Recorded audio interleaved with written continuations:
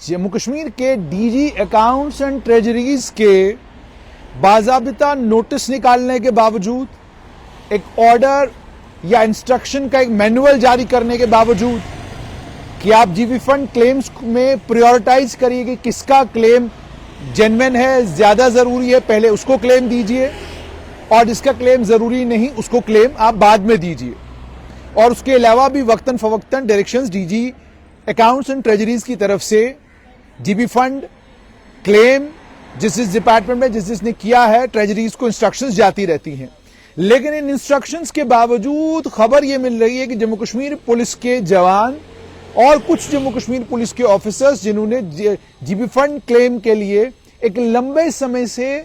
Apply कर रखा है, अभी तक उनके जीबी फंड क्लेम्स को क्लियर नहीं किया गया है।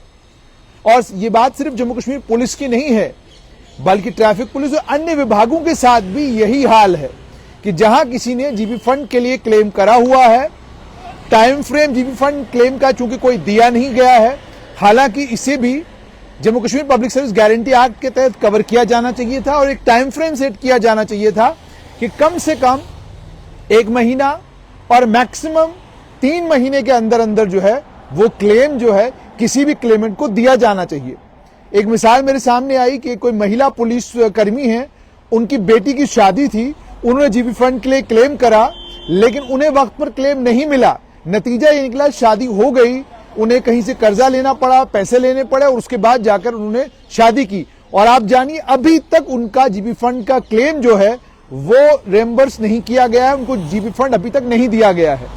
ऐसी ही सूरत हाल कई पेंशनर्स के साथ है, ऐसी ही सूरत हाल कई और सरकारी मुलाजमों के साथ है, जिन सरकारी मुलाजमों ने जीबी फंड के लिए गुजारिश तो सरकार के सामने, ट्रेजरी के सामने रख दी है, मगर ट्रेजरी से उनको ये कहा जा रहा है कि पैसा नहीं है। ट्रेजरी से उनको ये कहा जा रहा है कि हमने क्लेम्स को प्रायोरिटाइज कर रखा है और जो क्लेम ज्यादा अर्जेंट है, इमरजेंट नेचर के हैं, उनको हम रिलीज कर रहे हैं, मगर जो इमरजेंट नेचर के नहीं है, जिनमें एक सरकारी मुलाजिम इंतजार कर सकता है, हम उन क्लेम्स के मामले में आहिस्ता आहिस्ता आगे बढ़ रहे हैं। लेकिन अब सवाल ये कि प्रायोरिटाइज करने का क्या मतलब है? यानी कोई बीमार है तो आप उसके क्लेम को प्रायोरिटाइज करेंगे, लेकिन अगर किसी की बेटी की शादी है तो आप सोचिए वो कितना इंपॉर्टेंट काम है, उसके लिए अगर उसको पैसे की जरूरत है, उसको क्या प्रायोरिटी दी जानी चाहिए, ये भी डीजी अकाउंट्स एंड ट्रेजरीज को बाकायदा एक नोटिस निकालकर या एक सर्कुलर निकालकर अपने तमाम ट्रेजरी ऑफिसर्स को समझाना चाहिए कि प्रायोरिटाइज करने का तरीका क्या होना चाहिए। यानी priority scale 1, priority scale 2, priority scale 3 कैसे होना चाहिए। जो प्रायोरिटी 1 है उसमें कौन लोग फॉल करेंगे, प्रायोरिटी 2 है उसमें कौन लोग फॉलो करेंगे, प्रायोरिटी 3 है उसमें कौन लोग फॉलो करेंगे। हालांकि जीबी फंड चूंकि डिडक्ट सरकारी मुलाजमों के खातों से होता है, इसलिए जीबी फंड को लेकर सरकार का तरीका तो यह होना चाहिए था कि जब भी मुलाजिम क्लेम करे, क्योंकि सरकारी मुलाजमों के पास बैंक से लोन लेने की सहूलत और अन्य कई और सहूलतें सरकारी मुलाजमों के पास होती हैं, हर सरकारी मुलाजिम उस सहूलत का फायदा उठा भी सकता है, लेकिन वो पैसा जो वो अपने खाते से खुद कटवाता है और जिस पैसे के लिए उसको उम्मीद होती है कि ये पैसा जब भी उसको जरूरत पड़ेगी उसको फौरन मिल जाएगा, उस पैसे के लिए सरकार का ये मापदंड बनाना कि आपकी प्रायोरिटी के हिसाब से आपको क्लेम मिलेगा, ऐसा है कि मैंने बैंक के खाते में पैसे डाल दिए और उसके बाद जब मैं बैंक वालों से कहूं कि जी मुझे पैसे चाहिए, बैंक मुझे कहे कि हम देखेंगे कि आपको जरूरत कितनी है। क्या ऐसा कभी होता है? आप बैंक के खाते में जब पैसा डालते हैं, बैंक आपको उस खाते के पैसों के ऊपर इंटरेस्ट देता है और इंटरेस्ट देकर उस सेविंग के ऊपर जब आपको इंटरेस्ट मिलता है तो जो अमाउंट बनता है वो आप वहां से बैंक खाते से अपने निकलवाते हैं। लेकिन अगर बैंक आपको आपके पैसे डिपॉजिट करने के बाद ये कहे, आप निकालने जाएं और वहां पर बैंक वाले ये कहें कि नहीं जनाब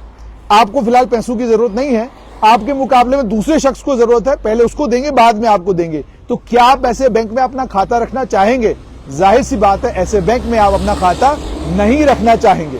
जीबी फंड एक सरकारी मुलाजिम का खून पसीने का पैसा होता है। उस जीबी फंड को निकलवाने के लिए कोई सरकारी मुलाजिम उत्सुक नहीं होता। सरकारी मुलाजिम मजबूरी के वक्त, परेशानी के वक्त, कहीं मकान बनाना है तो जीबी फंड, बेटी की शादी है तो जीबी फंड, बेटे की शादी है तो जीबी फंड, घर में कोई बीमार हो गया, अचानक कोई परेशानी आ गई तो जीबी फंड, किसी ने कर्जा लिया है वापस देना है तो जीबी फंड। तो ये सारे वो वजूहात हैं जिन वजूहात की बिना पर एक सरकारी मुलाजिम अपने ही डिपार्टमेंट में गुजारिश करता है, ट्रेजरी के पास जाता है और कहता है कि जनाब मैं जीपी फंड मेरा इतना है, मेहरबानी करके मुझे जीपी फंड आप दे दे। लेकिन वहां जब सरकार प्रायोरिटाइज करती है, वहां जब सरकार ये कहती है कि हम तय करेंगे कि किसको देना है किसको नहीं देना है, वो साफ तौर पर दिखाता है कि सरकार के अंदर डिक्टेटोरियल टेंडेंसी है कि हम डिक्टेट करेंगे आपने क्या करना है, हम डिक्टेट करेंगे कि आपको कब जीपी फंड मिलेगा, हम बताएंगे कि आपको जीपी फंड मिलेगा कि नहीं मिलेगा, जबकि कानूनी तौर पर यह गलत है। सरकारी मुलाजिम चूंकि कमजोर इस हिसाब से होते हैं कि कोर्टों में जाकर लंबे वक्त तक केसेस लड़ने में वो इंटरेस्टेड नहीं रहते, लेकिन अगर कोई भी सरकारी मुलाजिम सुप्रीम कोर्ट जाए या हाई कोर्ट जाए, किसी भी जगह जाकर अगर वो कोर्ट से ये सवाल पूछे कि आप ही ये बताइए मेरा पैसा मैंने डिपॉजिट किया, मेरे खाते में गया और उसके बाद जब मैं अपना ही पैसा निकालने जाता हूं तो सरकार कहती है हम प्रायोरिटाइज करके बताएंगे पहले किसको मिलेगा बाद में किसको मिलेगा। तो ये मैंने कहा कि मैं जाती तौर पे मानता हूं ये प्रायोरिटाइज करना